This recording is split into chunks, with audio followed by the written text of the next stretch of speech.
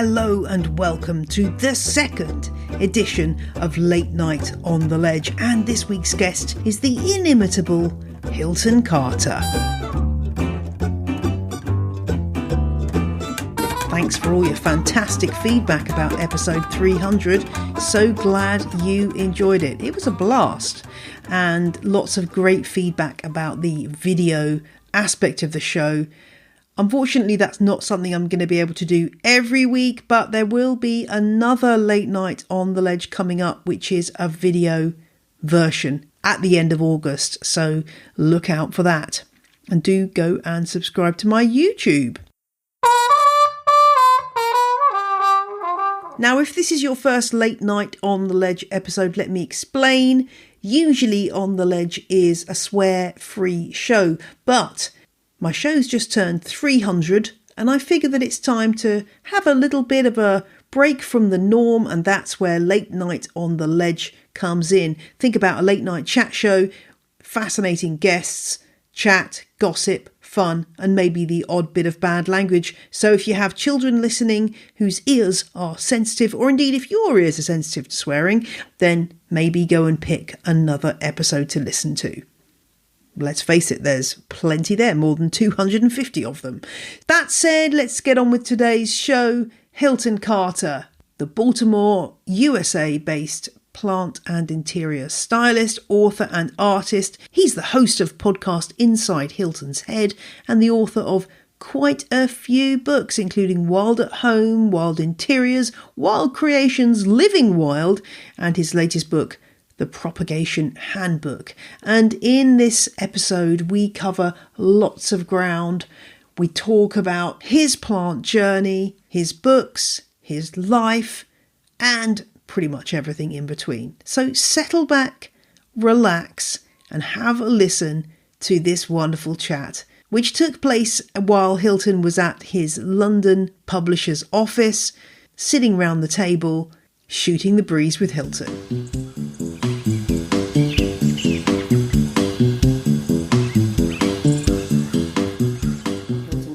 A lot's happened since we last met. Yes, yeah, it's been 5 years.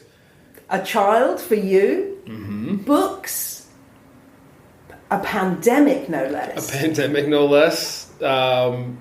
Yeah, 2 Target collections. 2 Target collections. Yeah, for those who know Target. Yeah. Or as we like to call it in the UK, Target. I think a few snobby folks in the States call it Target as well. I'm just messing with you. A lot's happened though, hasn't it? We are in an amazing period of time, and I want to get into this as we chat because I wanted to think about reflecting back to what we were talking about in 2019 and how things have changed. Yep. But we need to go first on the reason why you're in London, I guess, which is your new book. I'm so glad you've done this. It's about propagation. Yes, the Propagation Handbook. It's been out for the last 2 months. And I'm here because I have an event at the Garden Museum to talk about it with the wonderful Alice Vincent, which is one of fellow guest of the podcast. Exact that. I was going to say she's a Brit. I believe she's a Brit. Yeah, she's from here. And just to meet with my publishers because they're also here in London. So it's always a pleasure to come back to London. I love being here, but from what we were just talking about off air is that I got to get back for the Chelsea Flower Show. Is that what it's called? The Chelsea Flower Show. I hope I've planted a seed here. Ooh, okay. To get you to the show next year because I want to see you there next year among the Houseplant Studios experiencing the world's most famous flower show. There is no way I am not at the Chelsea Flower Show in 2025. I'm going to pull some strings. I'm going to get you. Make sure you get some tickets, some press tickets, because you've got to. It's an amazing event. If anyone is listening to this and you have anything to do with the Chelsea Flower Show, reach out to me. My email address is hilton@hiltoncarter.com. Whoever's out there listening, hit me up. I'm trying to make my way back, but I will be there for sure. But tell me about the propagation book, because what led you've obviously done these very sort of very stylish, very cool houseplant books. I think propagation, I wonder whether it's like a little bit more, I mean, I love propagation. We all do. But why did you choose to go down that route for this new book? Jay, for me, it was literally the start of my, as I would say, journey. Many people would say plant journey as well. I think it's important to talk about the thing that not only helps you grow your plant collection, but helps you share that sort of love, that sort of passion for plants with someone. For me, it was a friend's mother that shared the initial process, like you said, who planted the seed. She saw that I was getting into plants, was very new, novice, and I was tending to a pothos at the time when she was at my house, living in New Orleans at the time. And I don't know why she decided to come up to me to tell me about the possibility of propagating this plant. But she did. She came over. She was a gardener. She didn't have many indoor plants. She lived in California, and they have means weather that they can have many plants outside. But she knew that you could propagate this pothos. And she said, hey, you know, if you take a cutting from this part of the plant, you put it in water, it'll grow roots, and you can make more of these plants. And I was just blown away by it. And I didn't understand it. I had never propagated before. I didn't know what she was talking about. But I thought I should try it. I'm getting into plants. Plants were, even in 2014, fairly expensive. I mean, nothing like they are now. And I wanted to see what would happen. And I saw those roots take shape, and something clicked. I was excited. I saw that process happen, and I saw them grow more, and then I decided it was a perfect time to transport it into soil, and I'm trying to figure out the right soil to put it in, the right pot, put it in a window, and I'm watching it unfurl new growth, and I'm tending and caring, and all of those steps. Mind you, I was unaware of what was happening to me and how it was changing who I was, and that process led me to be a bit more mindful and focused, I will say, in the other plants that I started to bring in. And it also made me feel like I had, now it was a pothos, so luckily it was an easy starter plant, right? But it made me feel like I was really good at this. I was like, shit, I can bring more plants in. Why not? It's a superpower. It feels like a superpower. It feels like a superpower. And it makes you look at every plant in a different way, I think. Yeah. Like you're looking at it going, what can I do with this? I wonder which parts of this will turn into a new plant. Right? For sure. And I did that. And I chopped, I talked about it in my first book, but my first plant was a fiddle-leaf fig named Frank. Frank's still with me, so I don't know why I said was. And after I had success with that pothos, I looked at Frank and I was like, you're next, buddy. Let's go to town. And I was still green. I just thought you could cut it anywhere. I took like a knife out of the kitchen drawer and just started cutting anywhere on the plant. It took some time. That cut took some time. So it took so much time that I got a little bored or just like, over it, and just kind of broke the branch of it. I was like, this should be fine. Stuck it in water. A week later, all the leaves on that cutting fell off. Frank started to freak out. And I was like, I guess it takes a little bit more than just ripping a piece of a plant and putting it in water to obviously do the job. So it was just like, the process of tending to the propagation really got me excited. But I thought, and the reason why I wrote this book was, it wasn't just the idea that I was able to propagate that plant and then I got curious to do this for other plants, and then I brought all these plants in a little bit later. It was just that I thought about how much that initial sharing of knowledge changed who I was. It impacted me. it turned a light on for me that wasn't just like a aha moment. It was more of a, what the power of nurturing something else can bring to you that can affect you in so many other ways. This individual who shared how to cut this plant and make more of them just said it as like a throwaway statement. Like, hey, here's how you do this thing. Cool. And then she just, went about her business. She didn't know at that time that that would be something that would affect me so much that it would change or push me into a whole nother path in life. I was dealing with a lot of issues, I would say, because I was focused on what I thought my dream career would be, that I had been focused on since school, which was to be a filmmaker. And I'm pushing and pushing towards this, which I thought was this light at the tunnel, and whatever was going to jump in my path to stop me along this, I would have to push it to the side because I could only focus on this one thing. A lot of, when you're seeing the light at the inside, like the end of the tunnel, obviously that means you're surrounded by darkness. And I felt a lot of that stress, that darkness that was on me, this weight of, you got to get and reach this goal. And once I started to care for plants and bring plants into my life, a lot of that darkness started to dissipate and a bit more light was surrounding me in this path of still headed towards this idea of what my dream job would be. But it also started to become more of a thing that was changing who I was. The things that you do when you're tending to a plant are easily, I would say, talked about. Like, you water a plant, you clean a plant, you give a plant light, or you rotate a plant so it can get better light.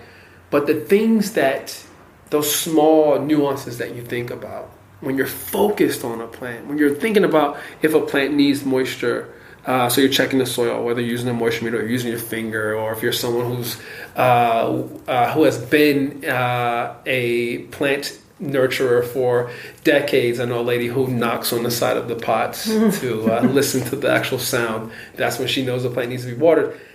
Like, those things, when you take all of that stuff, seeing that a plant has changes in its color and the way it moves, like a leaf has curled up or is painted, and you then apply those things to the other things in your life, like the people that you care for or your pets or whatever it is, those things start to brighten up everything in your world. And that happened to me. Like, this darkness that was surrounding me just started to go away, and I was like, man, maybe this is about the plants I have in my life, but I really wasn't thinking about it. I just started to see my relationships become more solid. My friendships became a bit more, I would say, stronger based on the fact that there was communication. And that communication was based on the fact that I could see small changes in individuals that were closer to me, that I could then verbalize and say, hey, I see that something's going on with you. I would have never noticed those things before because I was so focused on what was there in front of me and what I was trying to reach for. And I thought, when I started writing books, I was like, there has to be a moment where I write a book about propagating, because it's not just about the power of taking one plant and making more of it, because that's what we have to share. And many of us have done it. Every time I go on a tour, anytime I go to a city or have an event, and I say, hey, how many of you here have propagated plants? 90 to 95% of people will raise their hands. I know that there's someone else out there who is, I wouldn't say I was lost, but I wasn't sure of myself. I wasn't happy. Someone can share the process of propagating with them. They can give them the book. They can get the book themselves and say, hey, here's a cutting of my plant, and what the possibilities can be in that gift that can change them. And that's what I wanted. I wanted people to have a gift that can keep on giving, because that's what it does.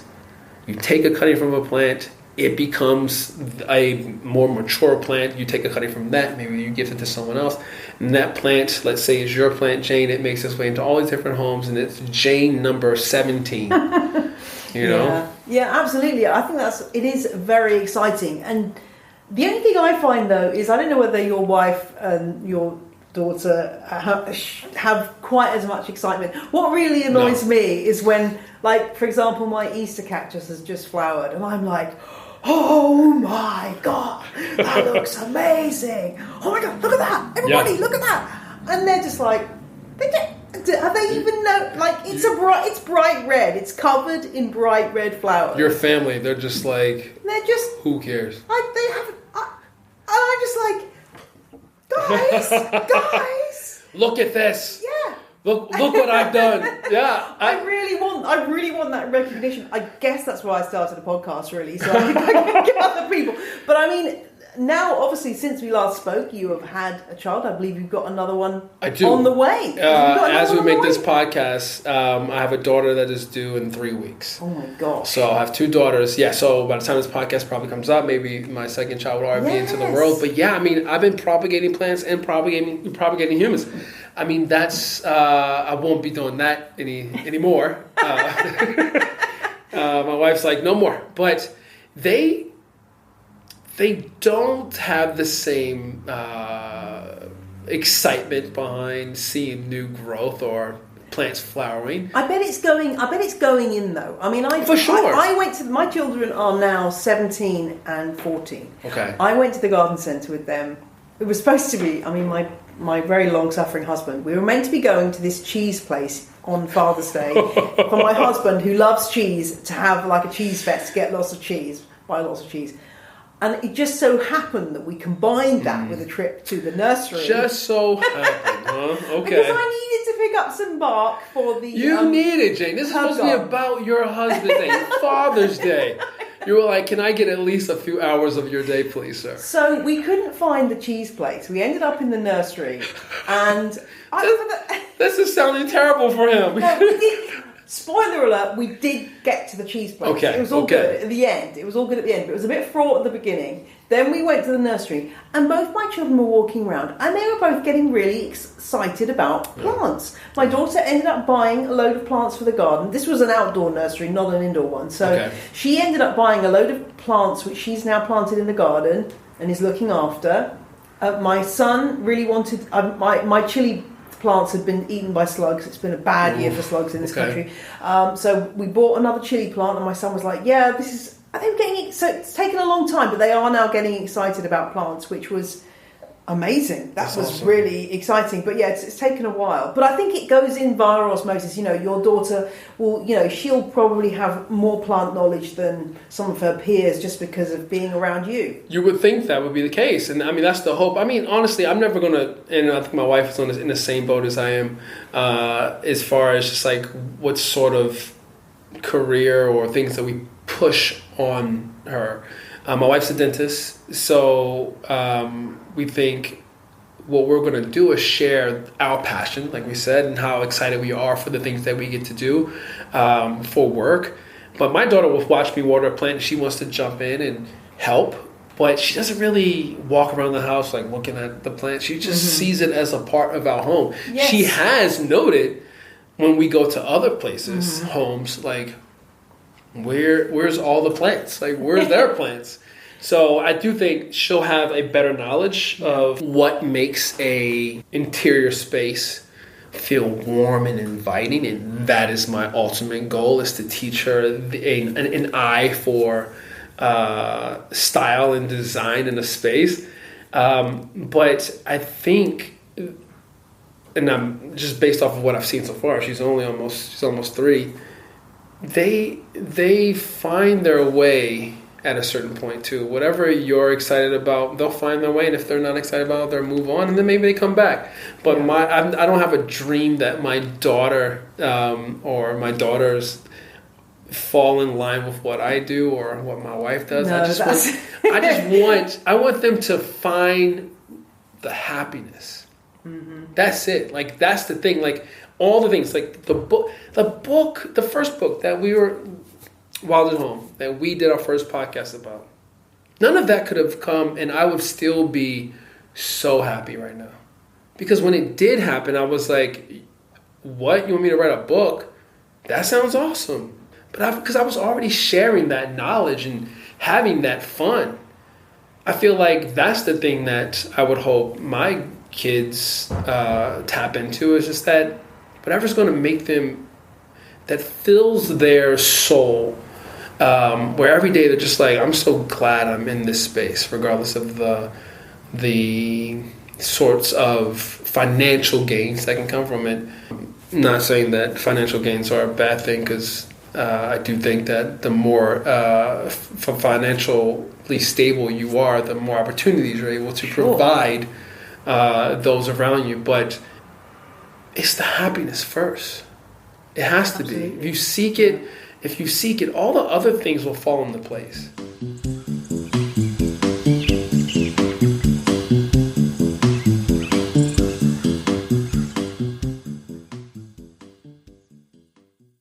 And also, I think the other thing that I get from plants is, and this ties into propagation, is like resilience, in that things go wrong. Now, I'm not going to lie, I've had a rough year with my plants this year.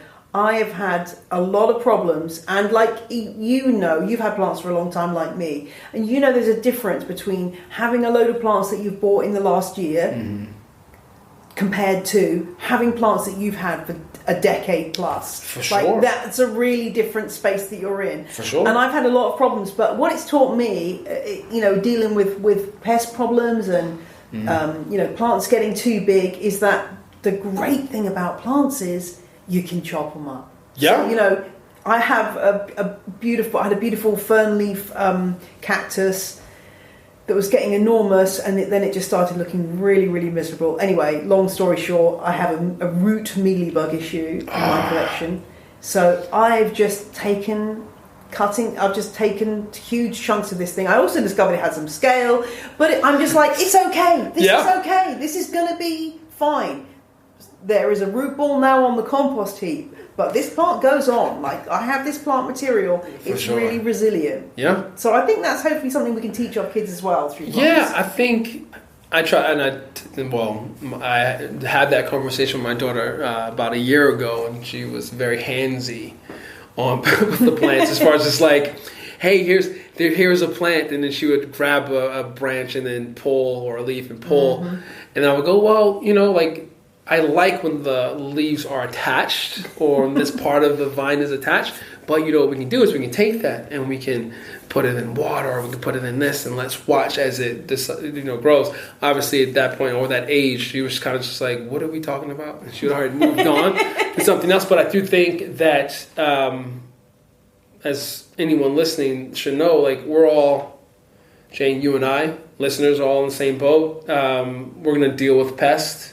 We signed a contract, and like most contracts, anyone who has downloaded an app or has a smartphone, or anything that updates, and that update comes, and there's all this writing, and then we all scroll as fast as possible to get to the bottom to hit that check mark. All that stuff we did not read. We were just like, fine, just get me to and you hit it, you're like, thank you. Now I can get back to doing the thing that I like to do. Like in the fine print of having houseplants, it did say, you are deciding to bring pests into your home. And we overlooked that part. But you just deal with it, and you keep going. And if there are issues, obviously that's the best thing. And if we tell people, like, obviously the idea that the best time to propagate is going to be during spring and summer, where your plants are actively pushing out new growth. Prune them back. Take those cuttings, make more plants for yourself, or honestly give, when you can, so that it is going to encourage that mother plant to grow more, but you're also encouraging others to become a part of your community.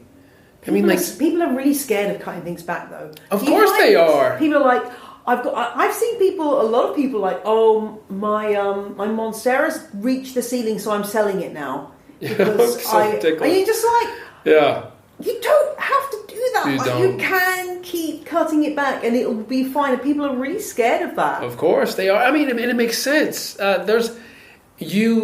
there's so many things that you do to a plant, and you're like, I just moved you, and all of a sudden you're freaking, so they're like, if I chop this plant up, it's gonna just suffer and die. I would rather give it away and then start new. So I hope in the book, and I tried my best to explain, like, you don't have to be fearful of it. Now, again, we all know this. Everything isn't one-to-one, right? Like, just because someone tells you that this is the perfect time to repot a plant, this is the perfect way to take a cutting, this is the perfect type of light for a plant. You could live wherever you live, and I'm telling you the best directional light for your plant would be a south-facing window.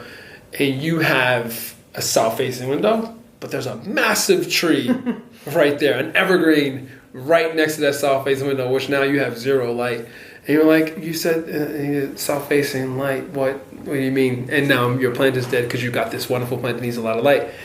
The same thing goes into that. It's just like, hey, you could chop it, cut it back, but it's not always guaranteed that plant's going to survive, of course. But I do think that removing that fear, that people should feel a bit more comfortable taking cuttings, especially during spring and summer, taking cuttings, trimming their plants back, helps encourage new growth, but also gives them an opportunity to, again, maybe move that plant or that new cutting to another part of their home. Or they can take that cutting and then sell it instead of selling the whole plant, because at least you have the mother plant there. You talk about the idea of creating these bonds with plants. For me, I think that's such an important thing. It also stresses me out a lot more when I have those deep bonds with these plants. Like Frank and I are just like every day, I'm like, just hold on, man. Like, why are you having such a hard time right now? And then we'll get back on board. I'm like, thank you. Nothing's changed. I've been doing the same thing. What is your issue? And then you'll have these wants to gift someone a part of one of your favorite plants, one of your family plants. And then you're like, I don't know if I want to cut them because I'm afraid that it'll happen. It happens to me too. Like, I talk about this on tour. It's just like people are like, well, have you propagated Frank since you've had that accident? And I was like, well, last year I finally got enough, I guess, I got the nerve to go and take a cutting from him, because I was like, look, dude, I've done this plenty of times with fiddle leaf figs. I got this down. Trust me. I can take a cutting from you and you'll be fine. So it did take me 10 years to work up the nerve to do it, and I finally did it. So I understand people being stressed, nervous about it, but at a certain point you have to understand that, like you said, plants are resilient just like we are. And they'll bounce back. They'll come back from whatever damage you might do, especially when you, like Frank, I took a huge cutting from him that first time I had the thought that I should propagate him. He freaked out for a second, but he bounced back, and that's just how it works. Yeah, because oftentimes I see there's one Facebook group, which is, I can't remember which one it is now. There's one Facebook group where they're really varying in the level, like the general level of expertise is really varying in these groups, isn't it? And this is one where people are generally not I would say houseplant. They don't have many houseplants. They might just have a fiddle leaf fig. And I'm always seeing like things popping up on my feed, and it'll be a fiddle leaf fig, and it's like going across the ceiling, and they're so terrified of cutting it back. It's like, for God's sake, please cut that thing. Yeah. It's ridiculous. Yeah. Why have you got it going across the ceiling? It's just, that for me is one of those things where you want to just get people and go, please let me come and take it. I'm not a great, as I think we've talked about before, I'm not a great fan of the fiddle leaf fig personally. Yeah. But I just want people to grow them. If you're gonna have one, right, make it look the best it can look. Make it look great. So yeah. Or make it look best for you. I think it's difficult to have someone bring a plant from a plant shop into their home and then judge the plant on what its path is in their space. Yeah, absolutely. Because I've seen some very, very gnarly looking plants that were so gnarly, I couldn't even tell what type of plant it was. Mm-hmm. Like, I saw a ZZ plant once, and I was like, what kind of plant is this? And they were like, it's a ZZ plant. And I was like, it can't be. Because I've never seen a ZZ plant grow like this. But I guess because it's in such terrible condition, that you made a plant that is just really odd, but kind of cool. Yeah. It's perfect for your space. It's still alive.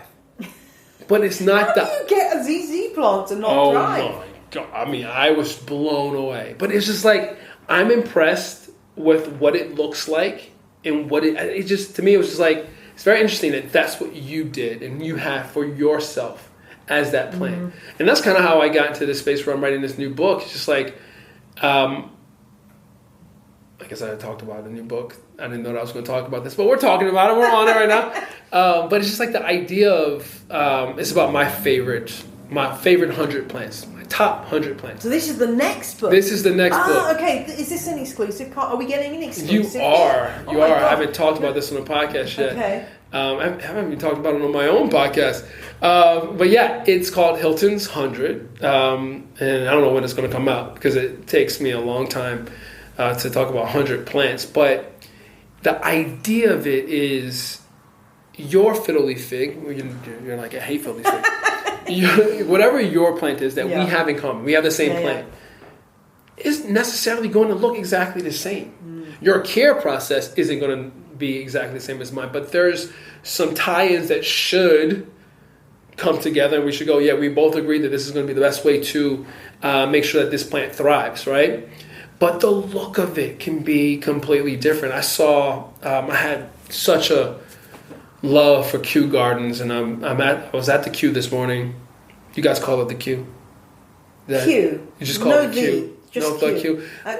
Those of my friends listening who are from Baltimore, they're like, the Kew, because we put the or an S on everything. Okay. On everything. It's very confusing here because there are things that you have to add the to, and there are things that you definitely don't add the to, like. There's certain hospitals and things where you just definitely add the V. Oh, yeah. Don't. And it's very... I mean, the English language is a nightmare, isn't it? But anyway, yeah. Well, I was at Q. You can say the Q. It's fine. No, it's fine. I was at Q. I took the tube to Q. Mm-hmm. Okay, I got that right. I took... and I'm looking at their fiddles. I looked at a fiddle and I was just like... The way this fiddle is growing is just insane. It feels very crowded amongst all these other tropicals here, but there's something so perfect about it. I love the idea of what we all have a plant. Like I was talking about that person that had the ZZ plant. She had a ZZ plant, I have a ZZ plant. But her ZZ plant was unique to her in her home. My ZZ plant is different than many others, but at the same time, it's special in its own right in my space. So I think talking about how to guide people in the best way to care for plants or how their plant should look is just all of, I guess, the same as beauty is in the eye of the beholder, because your version of a ugly fiddly fig might be someone's like, wow, that, because I'm thinking about like, I just photographed someone's Norfolk pine, and I thought the way they pruned this back, or the way it's lost leaves, lost mature growth, makes it look like a bonsai tree. And it's so beautiful. Like, it's so different. I'm just like, that to me is special. Now that person might think, well, I'm unhappy with the way it looks because it had all this wonderful growth at the bottom and now it just has this and that. And I'm just like, that thing is so amazing. I'm going to give you a theory here. Go for it. I'm going to give you a theory. I have an idea that about houseplants, because obviously there's like your 100, there is a group of plants within the millions of plant species in the world that we grow as houseplants. And it's a big group, but it's relative to the number of plants in general, it's relatively small.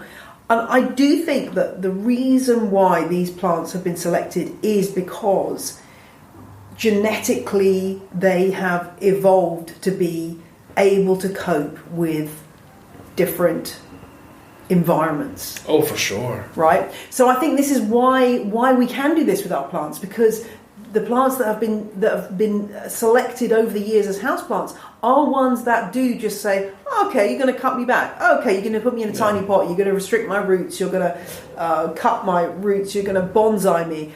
They can cope with that. And I think that's kind of the reason why. And it is fascinating to think about that, isn't it? Because as you say, somebody could be growing, a pothos that they've got, there's a pothos, I don't know if there's one at Kew, but at Wisley Gardens, there's a pothos which has achieved its potential in terms of mature leaves. And you know what those leaves go like when they get this long. They're massive. And then you've got somebody in their house growing one that's, like one stem and a little tiny leaf, because they're giving it very different conditions. And that's amazing that those two plants, they're the same species. Yeah. But they're doing something completely different. They might be the same age, and yet the growth is totally different. That's so cool, isn't it? Yes. I think that's the thing. It's just like, we all know the potential that a plant can have when it's given the right environment and care. The house plants are all the just regular tropical plants that would rather be outside. But how are you picking your 100 though? Based off of the plants that I typically that I love, that I've either cared for myself and have in my collection, or ones that I love and just wish I could care for them, but I can't based off the fact that I don't have the right environment for them. It's been fun trying to select my favorite. Some made it on the list and then were removed from the list because other ones came into us. I was like, oh yeah, actually that was actually one of my favorites because I've worked with it and I've killed it so many times, but it's still my favorite plant. Yeah. Can you give us any sort of sneak previews? Have you got anything in there that's totally like what I would consider to be a very beautiful plant, but like you, killed many times, never going to be in my collection permanently? Medinilla magnifica. Do you know what I'm talking about? I've heard, that one with the big pink. Yep. I've got a thing for that. Every time I see it, I'm like, wow, I have that. But oh my word, that plant. It drives you crazy. It's a no. It's got to be like, I imagine if you had like a beautiful conservatory, like a Victorian conservatory full of orchids, you could probably pull it off. But in my house, no, not gonna work. Not gonna happen. I would love to, say that I could raise that plant, but that's not going to be on my list. Just because I think it's. But why would it be? It's still your favorite. So I will say that there are plants that are my favorites that I have, because I have guests also featured in the book. Okay. And it's one of their plants are my. So I have a feature in the book that's the fiddle-leaf fig, but I have a fiddle-leaf fig. Frank, he's my. Yeah. I will say the fiddle-leaf fig is one of my top favorite plants. But I featured a person who has a fiddle-leaf fig. So we're going to talk about her process with her fiddle-leaf fig and their backstory, et cetera, et cetera. So it's not necessarily all the plants that I don't have, I'm giving a guess or all these different things, but it's more so of I want to have a more balanced idea of the challenges some people might have. I've talked so much about my fiddle-leaf figs. I wanted someone else to talk about theirs. But I do think there are particular plants that even if I've struggled with them, they're still going to be my favorite because they're great. Like, that I've said in a rant before, but fuck calathea. You know what I mean? Well, I wanted to ask you. I was going to say you're known for your rants. Let's go. Let's go with a rant. We want to rant. I want to rant. I mean, I'm hearing you. No, I just think. I mean, they're terrible as far as wanting to take the ride with you and succeed in the best life possible. I think their only goal is to look great at plant shops and then to look How terrible. long have you managed home. to keep one of those? I mean, I probably managed like 2 or 3 years, and then spider mites. Spider mites. Yeah, I mean, those are going to be. I mean, I've had. What have I had for the longest so far? I've had a rattlesnake for the past 3 or 4 years that has been doing great. Yeah, but you said that now. But I said it. I talked about it. I mentioned it, and I was like, there it is. How dare you? I'm done. But yeah, I mean, it's a constant, hey, I'm leaving town. Can you make sure this guy is like fully taken care of? Don't put him over here. Don't do this, do that. Change, roll. So much that I've started to align myself with philodendron, ficus, succulents, cacti, schefflera. I mean, like literally all the things that I know from my lifestyle that will remain when I return home, or just won't ask too much of me, especially now that I have a child and another on the way. This could be the tipping point. Yes. I mean, I've definitely been through this where you have the second child and then you're like, suddenly it's a different ball game. You're like, actually, I haven't got time for your shit. Calathea, you can just for sure. I mean, there was some that hit that moment when I had the first one. You know, like I was just like, I know that I'm not going to have the time to care for you as you need, so you're going to have to go elsewhere. I mean, I got rid of 80% of my cacti because I was just like, you're just an accident waiting to bite my child. So I'm gonna remove you from the home, and I'm gonna say our peaceful goodbyes, and we'll go our separate ways. And obviously, at some of those plants, I had a cutting that I got from New Orleans in that collection, and like in the start of my journey there, and it just had to happen because it knew it was going to hurt my child. But I do think that there are plenty of plants that are just jerks, right? They're just jerks and difficult to care for. But if someone put a lie detector test or asked me to do a lie detector, and they asked about like what I think the plants for newbies should be, like if you're going to give a person that has no idea how to care for plants a plant, what one of those plants should be, I would not go to the standard like ZZ, snake, Dieffenbachia, pothos, all of that in that direction. I would go with maybe a calathea. I would go with a fern. I would go with a anthurium, something that is going to give them at least some chance to understand, look, you have to be on top of this plant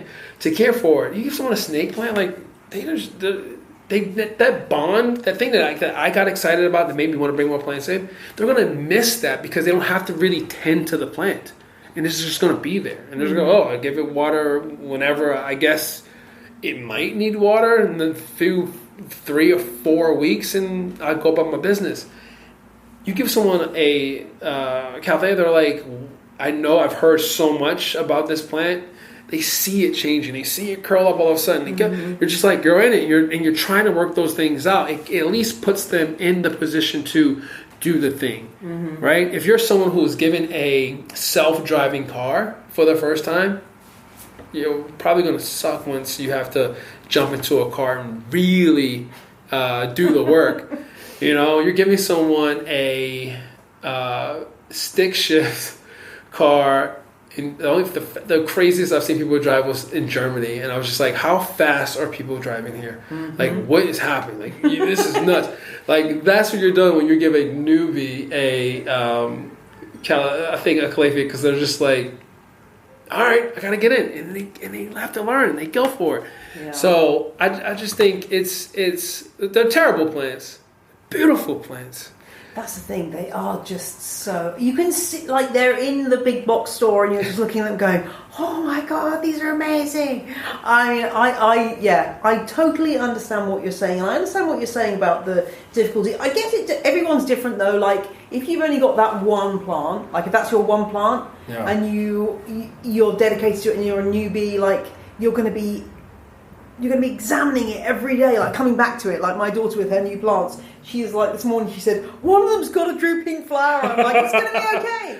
But, you know, they are a challenge. That saying, plants make you happy, is part, like, they do, but they can make you sad and stressed. And if you can eliminate that from your life, why not? Yeah. Why bring something into your world that is going to stress you out because you know is going to happen? It's like a guarantee. Yeah. And at some point, when you have this plant, you are going to be stressed. Yeah, you're going to be looking at those leaves and suddenly see that curling and that sort of those little marks of the red spider mite. You bastard! There it is. There it is. I mean, all the swears come out then, right? Because it's infuriating, and you can. Then you know you've got to set yourself up with like a major routine of cleaning that plant. And for sure. I mean, that's why I go for the haircut. You know, I'm just going to literally take all the growth off it and just hope for the best. I want, and I'm going to ask this elsewhere probably, I want everyone who, when they decide to go purchase one of these plants, calatheas, anthuriums, alocasias, like whenever they go to purchase one, I want them, when they're purchasing, to take a photo of it. And then I want them to take a photo of it like a month and a half later. Because I promise you, none of those plants look as good as they did when they first bought it as they probably do, or like probably what they look like now. They all change and they get to all this stuff that's going on with them. And it's that first initial, it's like that love at first sight thing. And then you're just like, what did I get myself into? And when it's one like crinkly leaf remaining, all right, it's like, what? And the funny thing is, I don't know about you, but I find people are divided into two camps. Of my listeners, anyway. There's or people in general. There's the dead stick brigade. So you get the email saying, Jane, my plant's looking a bit poorly. I wonder if you can help. And you're like, it's a dead stick. I mean, really, like if it's dead from a rhizome. It might come back, but probably not. Or you get the people like the calathea buyers, they've just got it home. Oh my God, there's a tiny mark on one of the leaves. What am I doing wrong? It's like, you just... Yeah, calm down. Calm yourself. It's fine. Like, there's very little in between those two camps, really. Of course. And I admire the people who are at the Dead Stick Brigade because they always have hope. Like, hope springs eternal in those people. Yes, and what I love about them is just like they haven't given up. But I also go, I don't know. So I'm like, I don't know what you can learn now that will help. Because if you haven't figured it out up to this point, you might not never really figure it out. So maybe you need to move in a different direction that can help you have something that can live in your space.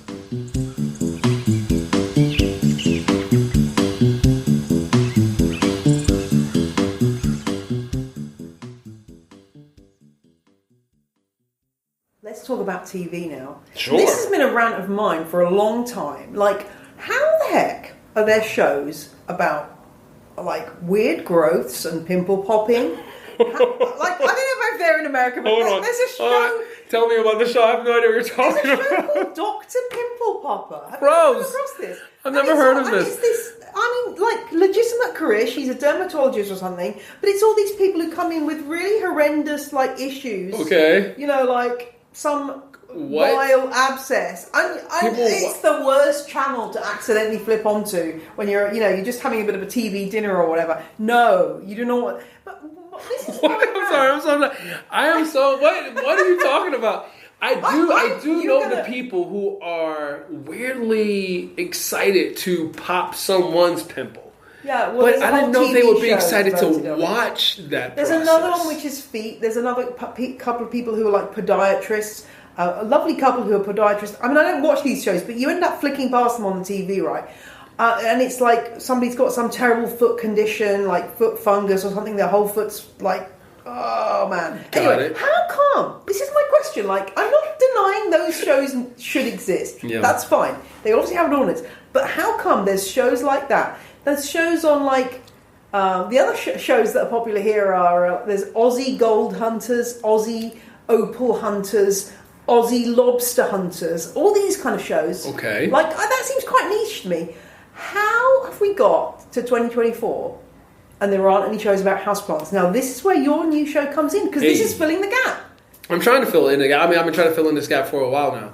And I think there is definitely a need for it. I don't know. Everyone's been, and it's funny because it's the question I've gotten since 2017. How long is this fad going to stay, right? Like, and you've seen a lot of, I don't know if it's been happening here in the UK, but many of the plant shops that opened over the pandemic have closed their doors, right? So I'm not saying that that is an example of the fad, I'm throwing up air quotes, fading, but I understand the thought process behind it. Like, I don't know if there'll be an audience for it, but there's been such a shift in how we all see nature and the idea of bringing that world into our homes that I feel like there is a space for an interior plant show. I mean, there's so many gardening shows here in the UK. Yeah. I feel like if it was going to start anywhere, it would start here. But I'm fortunate enough that hopefully enough viewers in the States, because I'm not sure if it'll cross. You guys don't get HBO? I'm not sure. Yeah, you get HBO? Yeah, okay, so maybe you'll get it. If people get the show and they're able to stream it, it's on HBO, it's on Max, I guess, and Discovery Plus. And they stream it. It's called Planteria with Hilton Carter. And my whole thing is, I go into a space and I try to help a client bring the outdoors in. And it's not necessarily a must that it has to be a living plant. It doesn't have to be a plant at all. But what it is about providing nature into a space. So if it's allowing more light to come into a space, if it's we're in an office where there's no plants inside of this office right this very moment, but there are massive windows right behind you, Jane, and all I see is green. That in itself is allowing the outside in. That's what the show's about. If they had carpet like we see here in their homes, we would then say, hey, if you were trying to bring a natural element that could tie this space into, let's say, a natural environment, maybe we rip up the carpet and we put down wood flooring. Let's think about what your background is or what places you visited in the world that made you feel like you were at peace. What are those places? What is that thing? What's that color? What all those things, and we apply those things to the space. So it's changing the color of walls. It's flooring. It's windows. It's textures, maybe with the fabric that the new couch is going to have, or the coffee table, or the planters. What material are they made out of? And then at the end of the day, obviously, I'm gonna throw in a plant or two, or maybe 100, because someone's like, "Hey, I really want a living wall to be in my space," or I really saw like a idea of greenery just like in this hallway, and I'm like, well, we could do a living wall here, maybe that works. But the only way we do that is if we have provided enough light, and you have nothing above this hallway, maybe we put in a skylight and we flood it with light. So now instead of it being a dark hallway, it's flooded with light is coming in, but also now you have this green path that's also in your space. So it's the best for me. It's the best of both of my loves in life, which is interior styling and plant styling combined, and I put it into a show. So there's one pilot episode right now. If people watch the pilot, they'll give me more episodes to make. It's through Magnolia Network too. So I've worked with them before. I have some plants. I have a workshop that is on their network, which you can probably stream on Max as well, which is a workshop a guide to houseplants, how to care for certain houseplants. So yeah, it's been a long time coming. I've been working on, I've been reached out to since the first book has come out about making a show, but I've been pushing back at every chance I can get, because I wanted to make the show that I wanted to make, not someone else's idea of what I would fit into. And I've gotten a lot of those options thrown at me. You should be in this sort of show. Like, you can do this show. Like, we're a production company. We have this idea. You are this guy, and then we have these other guys that help you. But I'm like, no, that's not for me. I want to do something that's more in line with what I love to do. And over the last, 2 years, my partner and I, Brandon, been working on getting this thing out there. And finally, the pilot, which, we worked on this pilot. We started this pilot process in, what is it, 24? So the beginning of 23. TV it strikes me that TV is really hard. Like, yes. It is and also I totally understand what you're saying about, like, people coming to you with ideas. Yeah. Off air, I'll tell you a story after this podcast, which I probably can't share, about somebody coming to me with an idea. I can't even go tell you what it was about, but it, where your jaw drops and you just go, you actually think that's a good idea? Like, yeah. Like, really, this wasn't for me to present or anything. It was just, they wanted my view on it, and my view was, that's a terrible idea. But you know what? I'm probably going to see it on TV in a year. Exactly, but maybe you'd be the same one. You would have been the same person that would have said no to Dr. Pimple Popper or whatever that show was called. You're like, no, that is gross. No one's going to watch it. Sometimes I think, like, some of these TV execs, they've been in the business for such a long time. They understand what will sell or be viewed and what won't. Yeah. So some, like, even in my own show, it's been, you have to allow for there to be changes, because I don't know the space like that. No. Like, the thing is, they want the show to also be successful. So you got to allow a little bit of what their knowledge is of the business to trickle in as well. But there's things that for me were just like no-goes. Like, there's certain things that I'm just like, I will never do a show that is like that, or be in a position that will put me out into the space in a certain way. So it wasn't until I started working with Magnolia that I was just like, these people, at least I know from the individuals who I've worked with, they really care about the quality of the work, but they also care about the people. Right, so they've always been like, hey, whenever you have an idea for your show, you want your show, let us know. But we also have production companies that have ideas, and they can probably put an idea in front of you, and you can maybe jump onto that. But they've given me the grace and time to figure it out. And when I did, they were just like, let's make this happen. It just takes time to get that initial pilot going, because when it comes to the show, like, I have clients that we're working on, and you have to find the right client, not just like a person that I'm going to work on their home. Like, I can do that, right? But they have to be right for TV. You know what I mean? Yeah. And I think houseplants have been slightly done the dirty on in the TV world, because I watch a lot of these. I want to hear more of this. I don't know where that came from, that phrase. But anyway, houseplants have had a disservice paid to them. On TV generally. I don't know if when you're watching TV, you're looking at the plants in the background, or you watch an interiors show, and they're going to, like, put something. It's usually a fiddly fig. They're sticking it in, like, a lightless hallway, and you're just thinking, like, I know that this is just TV. It's like, it's not reality. But it's giving people false information. They're just like, oh, I saw it on a TV show. I could probably do that there too.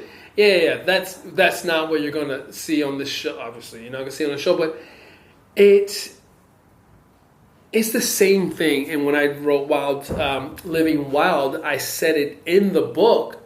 My goal and hope was that interior designers would use this book to help them stop cheating their clients, because they're just pushing plants wherever they want when a person comes in and sees the space, or they design their space. Yeah, have some calatheas. And then, have this whole forest of calatheas. And then they're like, bye-bye. And then they're like, leave them with all these plants. They're going to die soon, right? So, because they're not in the right spots. But I do think the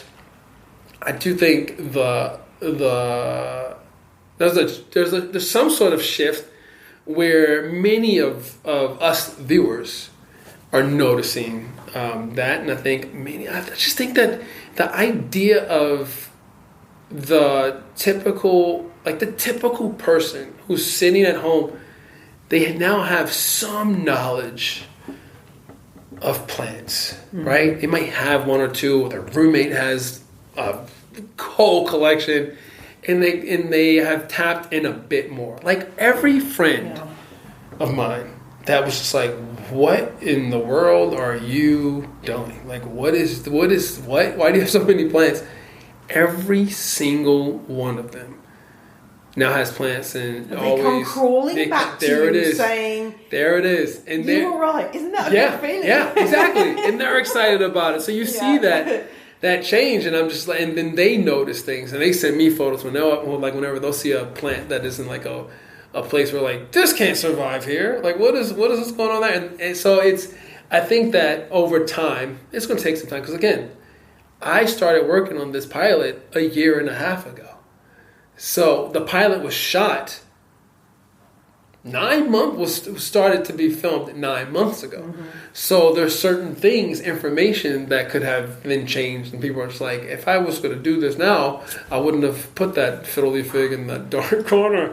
But yeah, so I do think those things are changing. But yeah, it's always for us, I'm always paying attention to the plants in the room on every single show. Yeah. I'm like, whoa, they are still pushing this fiddly fig. They are trying to make it, it's probably because of the one thing that there's available at many of the nurseries, but whenever I see a plant in a space, I do go, where's the window? And I love watching old films where suddenly you'll be watching an old film like a 50s movie, and suddenly there'll be and you're like, wow, they were growing that back then. And sometimes you're surprised. It's actually quite, not that my whole life revolves around plants or anything, but of course, it's an education. Of course. Well, I'm glad to hear that you're filling this gap. I'm excited to see it, and I really hope that it turns into a mini series. Thank you. I hope the same. People always ask, like, what's the goal? What's your goal? And I always go, I have no goal. I've never had a goal. Never thought I'd make one book. Never thought I'd be here with 5 books made and working on a 6th book. You must have an amazing work ethic. You've thrown out. I love to work. Let's not talk to my wife about it, but I love. Again, like I said early in the podcast, I've yet to, in this space, I've yet to clock into work. I've just been having fun. So when it's time to write a book, I find the process very enjoyable. I find the fact that I was here today shooting photos at Kew Gardens, that's a part of my job. Yeah, you probably have to pinch yourself and think, this is work, right? All day. And this is another thing I guess sometimes I don't take enough time to think about. My content producer, who's also my podcast producer, he's also my assistant photographer now, is a friend of mine from high school. Known him since high school. 20, 30 years of friendship. And I told him when we were younger, like when we were 20s, I was like, man, because he was a DJ, only a DJ. I was like, one day, my goal is that you'll be my personal DJ. I'll be like, oh man, I'm gonna have a party. Come on over, Ryan, and just DJ and have fun with me. The fact that he travels with me now to help me with this. The fact that, and I mentioned this earlier, the idea of being able to share in this excitement, this fun that I'm having with the people that I care for is, yes, I'm on the train with him, going to Kew Gardens, and I'm just like, dude, this is supposed to be work. Like, and look at us, we're just having fun. running around Kew Gardens. We're getting very hot. I mean, inside those palm house, very hot. But it's a dream. So being able to write 6 books, possibly have this show happen, possibly do more collections with other brands, all that stuff is just, it is all play. So I tell folks to chase happiness first. Like, the happiness wasn't like, I'm gonna, and I see it happening on social, people who are chasing the want to do the thing that they kind of see me doing because they think that is going to provide them happiness. Nah, I want to say, like, it is, enjoy the thing that you're doing. If you enjoy it so much, all the other stuff comes. But if you're chasing the thing, then there's a way of that being, again, you surrounded in that darkness and you're only looking at that small light. So the show, I hope it is successful, but I don't hold it as the thing that controls my happiness. Like, if nothing happens from it, doesn't get picked up for a season, and we only have this one pilot, that pilot at that moment then becomes a special. Absolutely. It's this one thing, and we fucking went all the way on this pilot. I mean, like we gave that pilot every single thing we possibly could, because I was like, dude, they're only giving us this one thing. Yeah. So let's just have some fun. Let's throw everything in it. Let's take our sweet time. What is the shot we want? Let's do that shot. Let's wait for that bead of moisture to make its way down that leaf. Let's wait it out. Because that is the thing that's going to be different than all of these other shows. Is that we actually are having fun and we care about how it looks. Because, again, my background's in film, so I care very much about the look of this show. I care very much about how the scene, as they say, scene breaks or acts go from one to another. So all of that stuff means something to me, and I think it'll be noticeable in the show versus all the other renovation interior shows. Because it's quite a crowd. I mean, it's, we're not trying to be a negative Nelly here, but it's quite a crowded arena that you're trying to get into. Very crowded. I mean, the only thing that's different is, we're throwing in plants in that sense, but I do think the big difference, and we talked about this in the past, was that you don't see many people like me doing this thing. I wanted to ask you this question. Oh, sorry, banging the table. Let me start that again.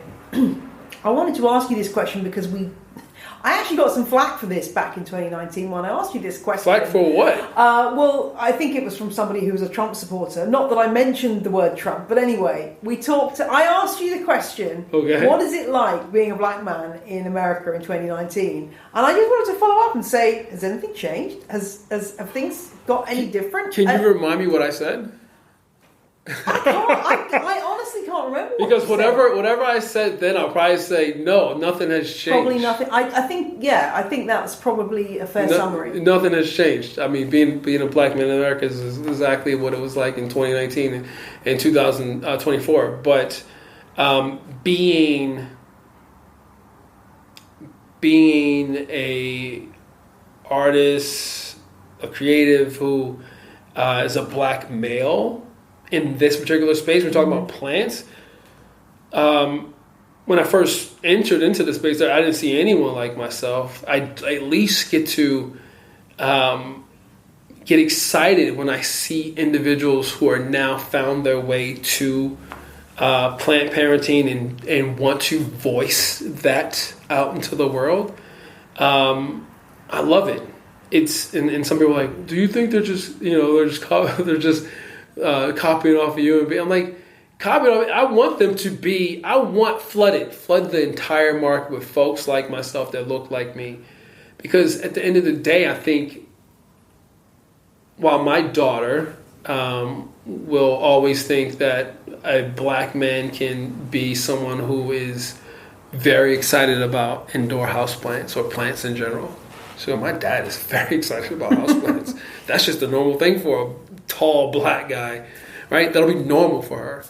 I think more of that is necessary because for all of us, I think every race, nationality needs to see that we, and I'm saying across the board, not just black folks in America, black folks in the UK, black folks wherever they are, or just any color of folk wherever they live, do different things. I've seen some amazing different color folk play basketball.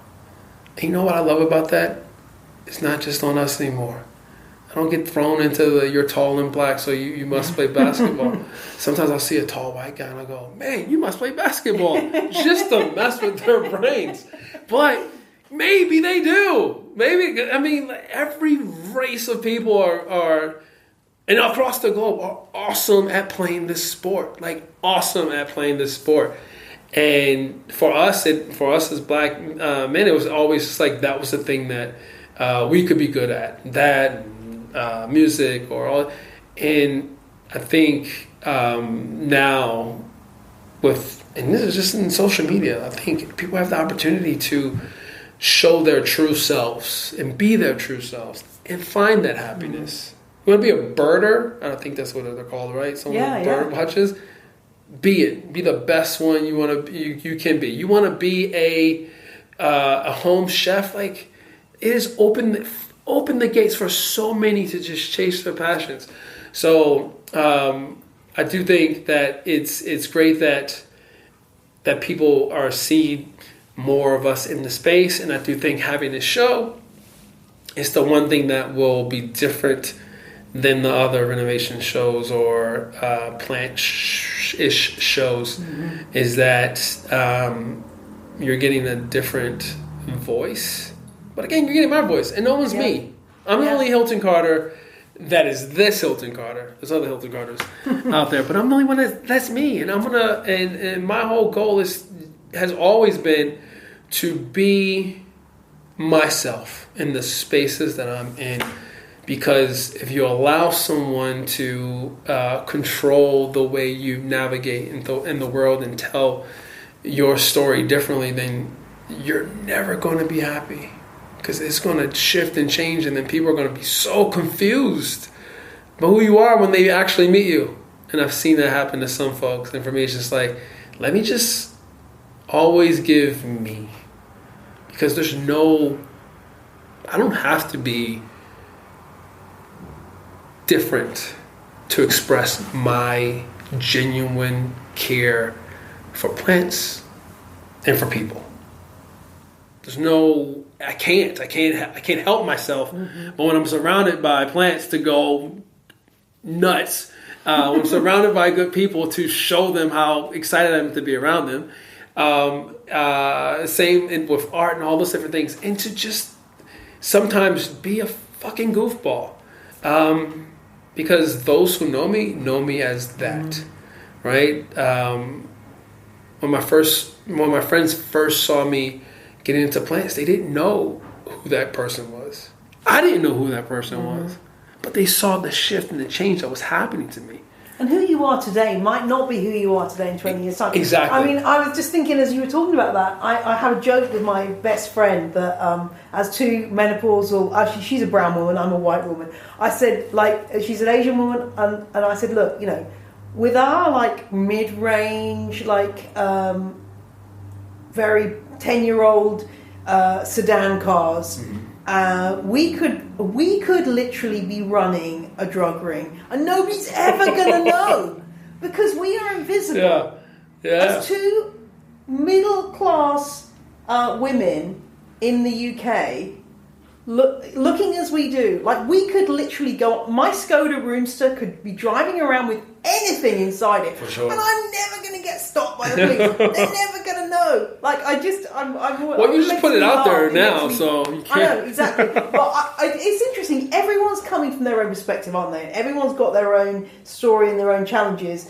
And but it's evolving. So, Yep. you know, like in 10 years' time, you're not going to be quite the same person as you are now. No, I hope not. I certainly- don't want to be that person. Yeah. I don't want to be the person I am right at this moment, 10 years down the road. That would be terrible. Mm-hmm. I would feel terrible. We should always be forever evolving, changing, shifting. I'm going to learn. I'm going to be different because of, one, I'll have 2 kids who would have shown me something that I was not aware of before. You're starting a journey. I'm just going to say there it is. You're and I'm starting a journey. And I'm It's excited crazy. for it. I don't know where. Yeah. And that's the thing. It's going to take you to places that you've not expected to go. I'm excited. I'm Look, telling I've you never that now. thought I would want to write a children's book, but that's something that is on my dream board or vision board. Like, I want that because I've read so many books to my daughter, and I'm like, I should make one of these because I want her to hear my words. Yeah, and you're thinking to yourself, I could do this. I could do this. Right? This is easy. I've read the Some of them are same great. book over and over so many times that I could recite a book for you right now. Oh, same. I can still, 10 years, 15 years on, I can still recite. Right? Yeah. And I would rather do it my own words and give that to my child, right? But, you know, so I just think that and to me, how boring is it? How boring would it be if 10 years from now I am literally this guy? That's boring. Yeah. I want to seek that change, that knowledge, the thing that's going to make 54-year-old Hilton look back and go, man, 44-year-old Hilton he didn't know it yet, but this now I got it. And then 64-year-old Hilton's like, man, this is living. Like, this is fun. This is exciting. And now I'm like, I don't know, maybe I'm making planters. I'm actually now getting my hands in the clay and making planters. Maybe I'm back to film and I'm just filmmaking. But it's all about, all these stories are driven by people's transformations before and after plants. Well, we'll have to come back. We'll have to come back in a few years and to see what has changed again. Well, we started this Hopefully every sooner. 5 years, so maybe we can do every 5 years. We'll have to have a review and say, where are you at? I mean, it's fascinating, isn't it? And I think that's the reason why I always try to, when I turned 50 this year, I said to myself, I'm not going to be one of those people who's like, oh no, I've turned 50, how terrible. I'm going to be like, I'm still fucking here. Still alive. Like, I'm still alive. I'm not, everybody of my cohort is still here, right? Yeah. That's How what I'm lucky thinking are to you? myself. How lucky I am to be alive, to be healthy, to have 2 children who are doing okay and a husband who's doing okay. That's a massive bonus. Hell yeah. And I think, I mean, and to have done the things that you wanted to do on your terms is another thing that you should be very thankful for. Yeah, I mean, you know, that's the thing. You've got to just keep on moving forward. And who knows how many more books you're going to have written in another 5 years. Are you slowing down? I hope to slow down. That is my goal. My goal is... If TV takes off, you will have to slow down. That's a lot. Yeah. I mean, even in the book process, I think a lot of things that I'm excited about, definitely when it comes to plant styling spaces, that slowed down because I'm making books. You know what I mean? I'm not able to do the thing that I'm so excited to do because of the making of the books and then book tours, right? That takes so much time. So yeah, I think as far as like book making, the goal, the hope is to not make as many. I mean, I want to be as quiet as I can. While I'm here, I don't want my publishers to hear, even though they'll probably listen to this podcast. Damn it! No, but I do think I think it's important for me to slow down now because of the fact that I have these 2 little lives in my life that I want to focus on and see what they have. See what knowledge I have that I can share with them and what little things that they can then share with me. I don't want to continue down the same, I make a book every year and a half, and then go on a book tour to repeat because that can get boring. Because you know that second child, just warning you about this, that second child, it's not going to be the same as the first child. Of course, I've heard it 1,000 times. Since I've heard it, I've been calling my first child shit. I'm like, you're so terrible. You're so bad. Because I'm like, my first child, Holland's so great actually. So so I'm like, oh no, we don't want this other one to be bad because she's so good. You see, this is the thing. Well, my sister has a phrase which is SMOGs, smug mothers of girls. So you're going to be alright because you're having another girl. There it is. But like my second one was a boy, and it was just they're just unique individuals, very, very different. For sure. But it's a wild ride having children. It really is. So you're about to embark on an amazing journey. And what I think is very exciting for you, because I think you're this kind of person who'd embrace it, is they will come with their own unique interests. Yeah. So, for example, my daughter is really into reptiles, snakes, and other things. Like right now. She has been for the last few years. I never expected to be the grandparent of a snake. She has a snake. Wow. And so I never saw that on my mood board, right? Yeah, for sure. But now we have a snake. So that's the wonderful thing about it. And it might pull you in different directions and take you to different places. Even just different plants and different experiences with like your outdoor space. It's a wild ride. Enjoy. I'm so excited for it, I'm excited for the unknown. So I don't know I didn't know it was going to be like to have one child. I don't know what it's going to be like to have two. No, it's like saying, "Oh, I'm flying to the moon." Well, nobody knows what it's like on the moon because you've never been there before, so you're just going to find out. It's all good. It's all good. Well, it's been amazing to chat to you, Hilton. Thank you so much. We've covered so much ground. We've said fuck calatheas. We've said like children are crazy. Yeah. We've about TV. We covered it all. We've covered it all. But I'm excited to see what you do next, and I'm going to be tuning into that TV show and checking for fiddly figs in dark corners. I'm going to be writing an angry letter to HBO. I'm writing it. There it is. If I see anything I'm not happy with, please let them know. Let them know. Hilton, why did he do that? But thank you so much for having me. It's always a pleasure to talk to you. I think every time I come to London, we should find time to. Well, we're going to see you at the Chelsea Flower Show next year, right? And we should do another podcast then. Yeah, we shouldn't wait 5 years for it then. No, we should do it next year. You can give me your honest critiques of all the Houseplant Studios. And should we do it there or should we do it after? Like right after I do that? It's quite noisy there is the only thing. Okay. So maybe I do it and then after then we just have we chat. Yeah. What do I think? I thought it was, and then what you're going to think is it needs me to be styling one of these things. That's what you're going to be thinking because you're going to. Am I going to leave? You're going to have ideas, right? So I'm going to leave inspired. You're going to leave inspired. That's what I want. That's all I want. Well, it's a pleasure, and I will pop in the show notes all of your amazing social media and your book and all of those pieces of information for listeners to go and find out more. But thank you for joining me on Late Night on the Ledge.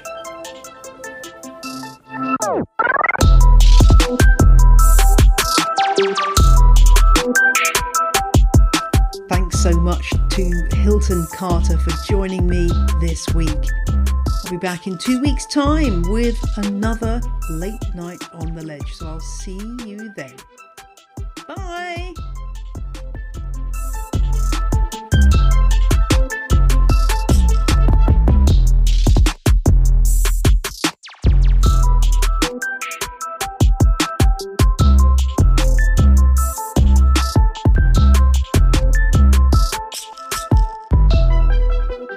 The music you heard in this episode was Roll Jordan Roll by the Joy Drops, The Road We Used to Travel When We Were Kids by Komiku, and Whistle by Benjamin Banger.